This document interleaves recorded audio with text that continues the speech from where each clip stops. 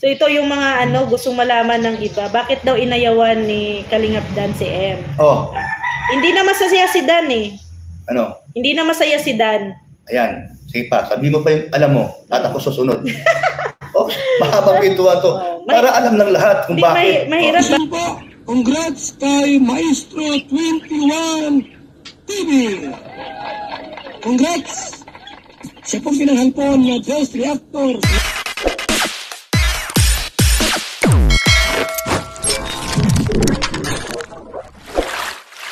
Okay, mga kalingap, isang mapagpalang umaga, tanghali, gabi po sa inyo lahat. Sana po ang lahat ay nasa mabuting kaligayahan at ligtas po sa anumang kapahamakan. Saan man po kayo dako ng mundo naroroon. Ako po muli ang inyong lingkod, Maestro 21 TV. At sa ating video ngayong araw na ito, tayo muli po ay magbibigay ng ating komento, kuro-kuro, opinion at reaction po tungkol po doon sa siniwalat o pasabog nila Kuya Brooks at ni Rhea Olarte sa kanila pong live kamakailan lamang po. Okay, bukod po doon sa pagpapaliwanag nila ng 90K ay nabanggit din po dito yung dahilan. Okay. Dahilan po bakit umayaw na po si Kalingap Dan sa pagpapatuloy po ng kanila pong love team serye. So yan ang ating paksa ngayong araw na ito. So bago po yan, isa munang pagpupugay sa ama ng at founder po ng Kalingap, Kuya Bal Santos Matubang. At tangkilikin po natin Ate The Vlog, Kalingap Rap, Kalingap Dan, Kuya Brooks Vlogs at Ruel of Malalag. At siyempre kung bago lang po kayo sa munting channel na ito, sana po inyo rin pong takilikin sa pamamagitan po ng iyong pag-like, share, and subscribe. At tuloy pindutin na rin po ang notification bell at nang sa ganon tayo pa rin po ay magsama-sama sa susunod pa pong mga reaction videos na ating gagawin. Likewise, may shoutout po sa ating mga kasamahan po dyan sa Karepa, Kalingap Reactor Partners, sa pamumuno po yan ng aming presidente, Javier De Leon, a.k.a. Birador. At tangkilikin po natin ang ating mga masisipag, matyatsagang mga Kalingap Partners, Kalingap Charity Vloggers po, na nakatalaga sa iba't ibang Kalingap landing pads na mayroon po tayo sa ating bansa. At ganoon din po sa inyo mga Kalingap subscribers, solid supporters, and organic sponsor. Magandang umaga, magandang tanghali, magandang gabi din po sa inyong lahat. At ganoon din po sa ating mga kapatid ko dyan sa Team Siomay ng Kalahi Community. So bago po natin ipagpatuloy ang pagbibigay po natin ng reaction po tungkol po sa naturang paksa, atin munang tunghayan ang isang patutuo o patunay na nasabi po nila Kuya Brooks at Rhea Olarte. Ano daw po yung dahilan? Bakit umayaw na pong ipagpatuloy po si Kalingap Dan ang kanilang love team po nila ni M, ha? So tunghayan po natin mga Kalingap. 'Di ba? So napansin na namin, kaya pag-usapan natin yan kung ano meron ugali ni Minit. So alam niyo si Kuya Brooks ay actually kami may mga alam kami sa ugali talaga ni Medit. Pero nung pinutol na, pinahinto na, actually nag-ano din si Danny ng opinion kay Kuya Brooks. Sabi niya pa ganito. So sabi ni Kuya Brooks, ihinto mo na. O hindi ka naman masaya, i-stop mo na. Kasi may nakitaan yung magpinsan kung ano merong ugali. So para pa, hindi na sa masaya. O yan yung mga iba dyan, nakala nila, di ba? Bakit biglang hininto? May dahilan. Nung ko pa sinasabi, may dahilan. Victoria, may sasagutan ako dito si Ayuni Bakong. Akala ko, Kuya Brooks, baka dandit ka noon. Opo, wala problema. Di ba sabi ko nga lagi, kung saan masaya si Dan, nandun ako. Sinabi ko naman na, huwag mo nang i-ere ang Danjoy kung meron man. Hanggat naka-ere ang Danjoy. Andun, suporta ko pa rin. Tama man sinabi ko, di naman tayo bias. Para lang, diba, na mabago ang isip ngayon. Pero alam ko na kung anong meron ugali niya. Pero di ko yan sinasabi sa mga live ko. Ayaw kong masira si Minit. Andun pa rin respeto ko sa kanya. So ito yung mga gustong malaman ng iba. Bakit daw inayawan ni Kalingap Dan si M? Oh. Hindi na masaya si Dan eh. Ano? Hindi na masaya si Dan. Ayan. Sige pa. Sabi mo pa yung alam mo. At ako susunod. Oh, mahabang pintuan to. Para alam ng lahat kung bakit. Mahirap baka ma-foul tayo at baka sabihin na naninira tayo. Hindi. Yung katotohanan. Nakita naman nila. Basta ay hindi na masaya si Dan. So, advice na lang na kung hindi ka na masaya, hinto mo na, no? Wala namang ano doon, wala namang masama. Pero yung paghinto ng serye na yon ay alam na po ng girl, no? Na kasi bago po sila po lumuwas, no, ng shoot kinabukasan, gabi pa lang nag-PM na itong ano na lang part, no, last vlog na to, hinto na natin. Alam na po ni M yun. Hindi po sinabi na wala siyang alam, kundi alam niya po lahat na hanggang doon na lang po yung serye. Okay, ito Paano daw? Okay. Pinag-usapan namin ni Dan yan. At nag-usap din sila ni Insa niya tungkol dyan. Itutuloy ba o stop na? Pinag-usapan namin yun. Ang naging problema sa mag-insan, may sariling diskarte itong si M. At ayaw nila pangunahan. Sino baga ang beneficiary? Alam niyo naman, di ba? Si M. Pero pag nagpintuan sila, nag-uusap-usap sila, andun yung mas tumataas yung parang siya yung masunod. Parang siya masunod, no? Parang gano'n nagbaga. Mahilig sa singit-singit. Ayaw ni Rab ng gano'n. Pinapangunahan si Rab. Una na yung ginawa ng una. Direct sa sponsor. So, foul na siya doon. Pero mabait si Rab. Pinabayaan siya. Mabait yung mag-insan. Pero di alam itong si M na naiinis na sa kanya ito. Minsan bigla na lang susulpot dun sa diet. Na wala namang pasabi o Rab. Yan ako. Punta ko dyan. Walang ganun. Basta na susulpot. Alam ka naman, paalisin pa ni Rab dyan. Hindi naman ganun si Rab. Mabait naman yung bata niyan. So ayaw ng ganun. Ang estilo niya. So hindi lang isang beses o hindi lang maraming beses. Tapos nag-aapura mag-vlog. Kailan kayo pupunta dito? Diba? Ganito. Marami tayong mga nalalaman. Dahil si Kalingap Dan, tinatanong ko yan. Ayaw nga magsalita, ayaw nga magsabi. Ganun kabait si Dan.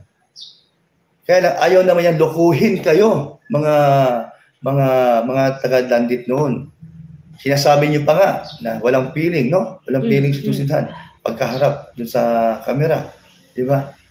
O ano man yung mga narinig namin o nabasa namin about kay Dan. Oo, tinigil kami diba? doon, tahimik kami doon. Ngayon, ayaw kayong lukuhin ni Dan, nanonood kayong wala sa wisyo, ano man yun, dahil meron na siyang nakikita hindi maganda sa pag-uugali. Minute, para alam mo din kung ano ikaw meron noon. Ngayon. Okay, yung salita po dito mga Kalingap ay bakit umayaw po si Kalingap Dan na ipagpatuloy pa po yung kanila pong love team, di ba? Masakit sa damdamin. Masakit po sa damdamin para sa isang babae na inayawan ka. Ano kaya po yung dahilan? Sa pananaw po ng ama po ng leading man ni M dito sa Love Team Serye nung nandito pa po sa Kalingap ay nagpahayag. At bakit po sinasabi po nila ngayon ang mga ganitong mga issue o bakit naungkat na muli ang isyung ito, ha? Kasi tapos na po, alam po natin, tapos na. Kung baga ay nakabaon na po sa libingan o naibaon na po sa limot, ha? Bakit kaya nag-resurface? Bakit kaya lumabas na muli o nabuhay na muli ang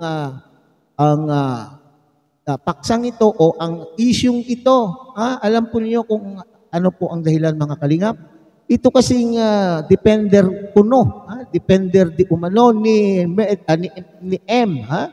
Siya po ang nagbumuhay sa issue, na trigger po ang mga Kalingap reactors o mga reactor po ng Kalingap na itapik na muli, ipaksa na muli ang mga dati na pong naibaon na at natutunan na po nating kalimutan.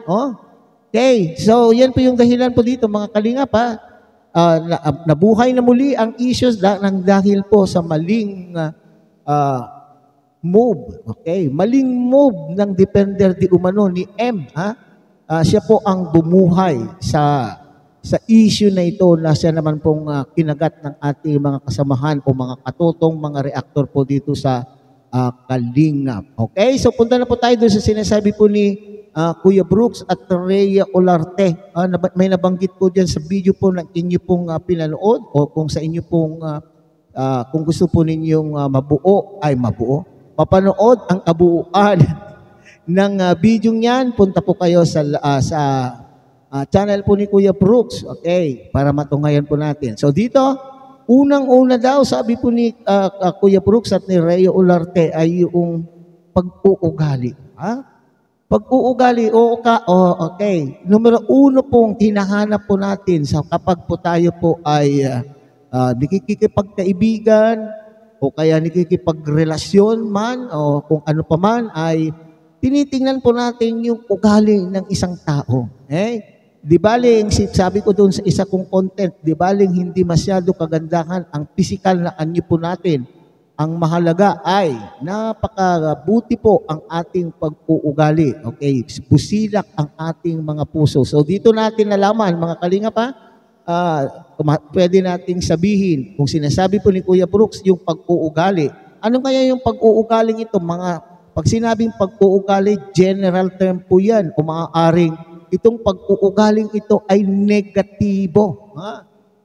Negatibo, hindi yung positibong pag-uugali, kaya inayawan. Kaya dito natin masasabi na yung palang ipinapakita ni M sa camera na magiliw sa kanya pong mga viewers ay taliwas doon sa kanyang pag-uugali sa katotoong buhay sa likod ng camera.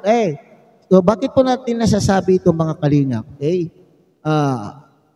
Napuno na. Di ba alam natin na marami na pong mga dating mga sponsors ang umalis sa poder ni M at hindi lamang po mga sponsors, kundi ganoon din po sa kanya pong dating tagapagtanggol, mga defender, mga reactor na umalis. Kung maaaring mayroon din po sigurong umalis na mga viewers. Okay? Nang dahil po sa nalaman po nilang pag-uugali, hindi aalis po ang mga ito kung mabuti po ang ating pong ipinapakita po sa kanila. Di po ba? So yan po yung numero 1 sinasabi po dyan ni Kuya Brooks, yung pag-uugali. At noon pa man daw po ay nakitaan na po ng hindi magandang pag-uugali si M.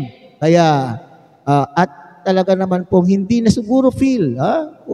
So pangalawa, hindi na po feel ni Kalingap Dan ang love team. Kasi nga marami tayong nababasang mga komento, sinasabi po natin, walang chemistry, walang kilig. Walang kilig. Tayong nararamdaman. Yung mga ibang mga viewers, sinasabi po nila, walang kilig factor na kanila pong nararamdaman pag sila po ay nanonood po noon, panahon na yun, sa love team na yun. At maaring totoo. Okay, maaring totoo naman siguro na walang feeling, kaya minabuti na pong i-stop, itigil na po ang tapusin na po yung serye. Kasi sabi po ni Kuya Brooks dyan ay ayaw tayong lukuhin po ni Kalingap Dan. Ayaw po niyang lukuhin ang mga viewers na umaasa na sila po. Yun pala ay ang feeling po ni Kalingap Dan ay wala. Pawisyo-wisyo, sabi po ni Kuya Brooks, hindi po ba? Dinadaya lamang pala yung kanya pong ginagawa kapag sila po ay nagblablag. Next, pangatlo na atin pong naiintindihan na dahilan kung bakit po umayaw na pong ipagpatuloy pa o tinapos na po ni Kalingap Dan ang serye ay ito. Okay? Ang sinasabi ni Kuya Brooks ay pakialamera daw po si M. Pakialamera, demanding. O di ba? Sinasabi na pag sila daw po ay nag-uusap bago mag-vlog, ay pasingit-singit daw po itong si M. sumingit. Bukod po dito sa mahilig mangialam. Okay, nangingialam daw po kung ano dapat ang ginagawa. Okay? Bukod dito po sa mga dahilan na ito ay yung sinasabi pa po ni Kuya Brooks, nabanggit na muli dito yung mga pagrekta. Pakikipag-ugnayan po ng beneficiary doon sa mga sponsors na talaga naman pong mahigpit na ipinagbabawal po ng kalingap. At yun po sana ay maliwanag. Maliwanag ito sa kanya. Di po ba? Maliwanag po kay M dapat ito bago siya pumasok sa love team. Pero ano po ang nangyari? Rumekta, nakipag-ugnayan, kasama sa mga GC. Yun po yung isang pangdahilan kung bakit kumbaga ay naiinis na. Bagamat hindi natin napansin yung inis ni Kalinga Prab, siguro, siyempre, nasa puso na lang po niya. Naiinis daw po itong magpinsan na kasi Kalinga Prab at saka si Papa Dan na nangingialam siya, mahilig daw pong sumingit. Okay, bagamat siguro para sa akin, baka suggestion na para sa ikabubuti, ikagaganda ng kanila pong love team, pero yun nga po yung ayaw po ni Kalinga Prab. Ayaw po niya na siya po ay napapangunahan. Yan ang sinasabi. Ayaw po ni Kalinga Prab na siya po ay napapangunahan. After all, siya po yung creator. Siya po yung director. Siya din po ang producer ng Kalingap Love Team serye. So yan ang sinasabi po ni Kuya Brooks. Ayaw po niyang pangunahan, ayaw ni Kalinga Prab na siya po ay napapangunahan. At may nabanggit pa dyan, bigla na lang daw po sumusulpot si M sa daet, na wala man lang daw pong pasabi, demanding, sabi ko kanina, dahil nagdidiman pa at parating tinatanong si Kalinga Prab kung kailan daw po siya i-vlog na muli. Gusto po niya siguro ay parati siyang na-i-vlog, hindi po ba? Hindi kaya kung gustong-gusto po ni M na siya po ay i-vlog, hindi kaya may pumapasok sa isipan ko mga Kalingap, hindi kaya medyo na-develop din si M kay Kalingap Dan? Kaya nga siguro masakit sa damdamin. Masakit po sa kanya nung siya po ay, nung tinapos na po yung serye, kasi siyempre, hindi na niya po makikita si Kalingap Dan. Sino ba naman po ang hindi magigiliw? Sino naman po ang hindi mai-inlove kay Papa Dan? Ngiti pa lamang po ay ulam na, kumbaga. Di ba? So, ito yung sa pantaha ko lamang po mga Kalingap. Kasi doon sa sinasabi po ni Rhea Olarte na gusto niya ay nagtatanong parati daw kung kailan sila magbablog na muli at gustong-gusto po niyang i-vlog nang dahil siguro sa gustong-gusto niya pong makapiling, gustong-gusto niya pong nakikita po si Kalingap Dan. Okay, so hanggang dyan lang po muna tayo mga Kalingap. So muli tangkilikin po natin Kuya Bal Santos Matubang, Ate Edna Vlog, Kalingap Prab, Kalingap Dan, Kuya Brooks Vlogs at Roel of Malalag. At siyempre, panakikiusapan po kayo ng inyong lingkod na sana po ay inyo rin pong tangkilikin sa pamamagitan po ng inyong pag-like, share, and subscribe. At tuloy pindutin na rin po ang notification bell. At nang sa ganon, tayo pa rin po ay magsama-sama sa susunod pa pong mga reaction videos na ating gagawin. Muli isang mapagpalang umaga, tanghali, gabi po sa inyo lahat. Mabuhay po kayo at God bless everyone.